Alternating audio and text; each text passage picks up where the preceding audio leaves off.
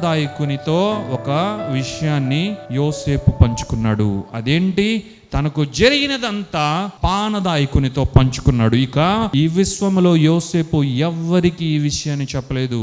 ఆయన వివాహం ఆడిన తర్వాత తన భార్యకి ఏమైనా చెప్పుకున్నాడేమో, కానీ వాక్యములో మాత్రము ఇక ఈ పానదాయకునితో తప్ప ఇక ఎవరితో అయినా సరే తన బాధను, తనకేం జరిగిందో అది మరలా నీరసంతో, నిస్పృహతో చెప్పలేదు. కానీ అది చెప్పవలసిన అవసరం ఉన్నది కాబట్టి యోసేపు అలా చెప్పడం జరిగింది. అది కూడా దేవుని కార్యం తన జీవితంలో నెరవేర్చబడుటకే యోసేపు దానిని పానదాయకునికి వివరించాడు. పానదాయకునితో అన్నాడు, నీకు మేలు జరుగునప్పుడు, నీకు క్షేమం కలుగునప్పుడు, నీవు రాజయోతుటకు వెళ్ళునప్పుడు, నీవు అంతఃపురములో చేర్చబడినప్పుడు నన్ను జ్ఞాపకం చేసుకో. పానదాయకుడా, పానదాయకపు అధికారి, నన్ను జ్ఞాపకం చేసుకో. నీవు రాజుతో నా గురించి చెప్తావా, నా గురించి చెప్పు అని ఒక రిక్వెస్ట్ యోసేపు పానదాయకునికి వేయడం జరిగింది. ఇప్పుడు చాలా అట్టహాసముగా, ఉల్లాసముగా, ఉత్సాహంగా పానదాయకుడు మరలా ఆఫీస్లోకి స్వీకరింపబడ్డాడు, చేర్చబడ్డాడు. మరలా తన జాబ్లో జాయిన్ అయ్యాడు. He was an officer as a butler. All upon his office he had a servants, many servants. అది మరలా మనము కింద కాంటెక్స్ట్లో కనుక మనం చూడగలిగితే, they were not just servants, they were the officers for the servants. Butler కానీ baker కానీ ఇద్దరు వారు అధికారులు. వారి క్రింద మేబీ ఒక 20-30-50 మంది సర్వెంట్స్. వారు ఆ యొక్క ప్రత్యేకమైన పని చేయుటకు సర్వెంట్స్ ఉండేవారేమో. పానదాయకుడు అయితే ఆ యొక్క కార్యములు చేయడానికి కొంతమంది సర్వెంట్స్ ఆయన కింద ఉండేవారేమో. భక్ష్యకారుడైతే ఆ తినుబండారాలన్నీ సిద్ధపరచడానికి పనివారు ఉండేవారేమో. కానీ ఇక్కడ మనం గమనించవలసింది ఏంటంటే, ఈ పానదాయకుడు రాజా గృహంలోకి చేర్చబడిన వెంటనే తనకేం జరిగిందో అది జ్ఞాపకం చేసుకోవాలి. మర్చిపోయాడు. అసలు తనకేం జరిగిందో మర్చిపోయాడు. తనకు వచ్చిన కళను మర్చిపోయాడు. ఆ కళ భావాన్ని మర్చిపోయాడు. ఆ భావాన్ని విప్పిన ఈ విశేషమైన పురుషుడైన యోసేపును మర్చిపోయాడు. It wasn't for 1 week or 1 month. It was all 2 years. అయినా కూడా యోసేపు ఎక్కడ కూడా డిస్టర్బ్ అవ్వలేదు. దేవునికి మహిమ కలుగునుగాక.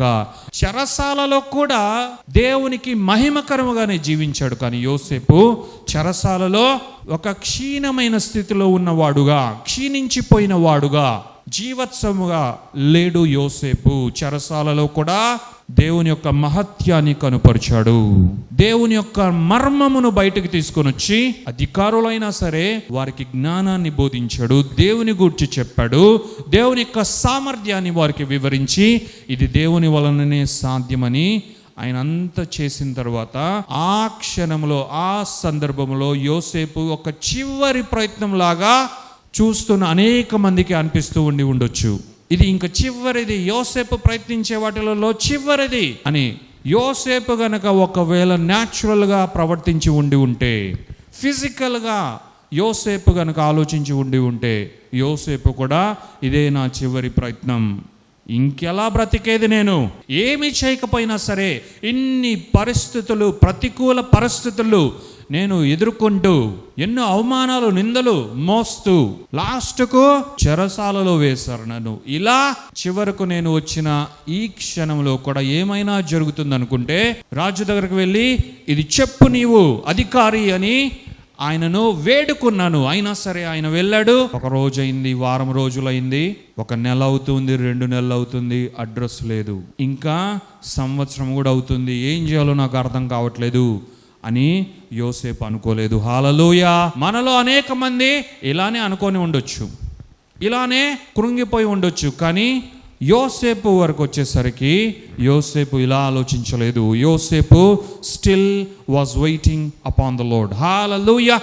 ఇంకను కూడా యోసేపు అది 1 నెల అయిందా, 6 నెలలు అయిందా, 1 సంవత్సరం అయిందా, 1.5 సంవత్సరం అయిందా, 1 సంవత్సరము 11 నెలలు అయిందా అని కూడా యోసేపు లెక్కలేసుకుంటూ కృంగిపోలేదు. కానీ ఇంత సమయం అయిందా, అయినా కూడా నేను దేవుని వైపే చూస్తాను. హల్లెలూయా. దేవునిపైనే నేను ఆధారపడతాను. దేవుని యందే నా యొక్క నమ్మకం ఉంచుతాను. ఆయన నాకు వాగ్దానం చేశాడు. హల్లెలూయా. ఆయన నాకు మాట ఇచ్చాడు. ఆయన నాకు కలనిచ్చాడు. దర్శనాన్ని అనుగ్రహించాడు. ఆయన బృహత్తరమైన చిత్తాన్ని నా జీవితంలో విప్పాడు నా దేవుడు. చెరసాలలో ఉంటే ఏమి, అడవిలో ఉంటేమి, ఎడార్లో ఉంటే ఏమి, ఇవి దేవుడిచ్చిన వాటిని మార్చలేవు. దేవుడిచ్చిన వాటిని దేవుడే మార్చగలడు. కానీ దేవుడు అలా చేసేవాడు కాదు.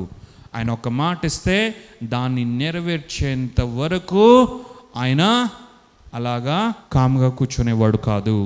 ఆయన నెరవేర్చేంత వరకు ఆయన మాట ఆయన యొద్దకు మరలా వెనుతిరిగి రాదు అని దేవుని వాక్యం సెలవిస్తుంది కదా. ఆ విధముగా యోసేపు ఆయన దేవుని వైపే చూస్తూ ఉన్నాడు. ఎప్పుడు కూడా యోసేపు నీరసించిపోలేదు. దేవునికి మహిమ కలుగును గాక. ఎంత ఫ్రస్ట్రేటింగ్ థింగో ఒక్కసారి మనము గమనించాలి. యోసేపు ఏ సమయంలో అయినా సరే, ఈ 2 సంవత్సరములలో పానదాయకుడు వెళ్ళినప్పటి నుండి ఈ 2 సంవత్సరములలో ఏ సమయంలో అయినా సరే యోసేపు ఇంక నేను వదిలేస్తున్నా, ఇంక నాకు చాలు, ఇక వద్దు, ఇక నేనే ప్రయత్నం చేయను.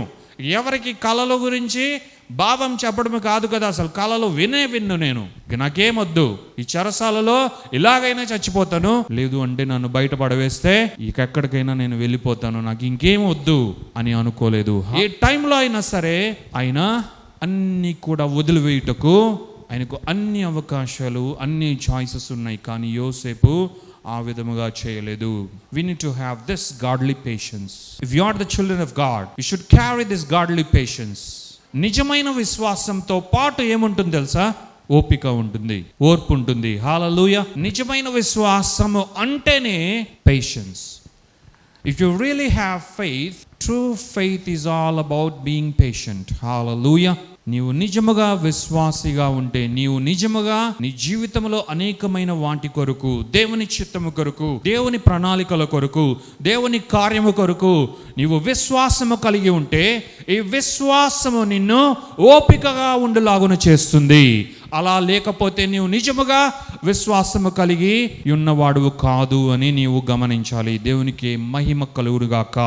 నిజమైన విశ్వాసము యోసేపుకు ఉంది కాబట్టే ఆయన పేషెంట్గా ఉన్నాడు.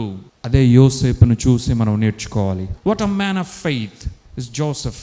What a man of patience, what a man of endurance, and what a man of perseverance is Joseph all about. What a wonderful lesson that we have to receive and observe from the life of Joseph.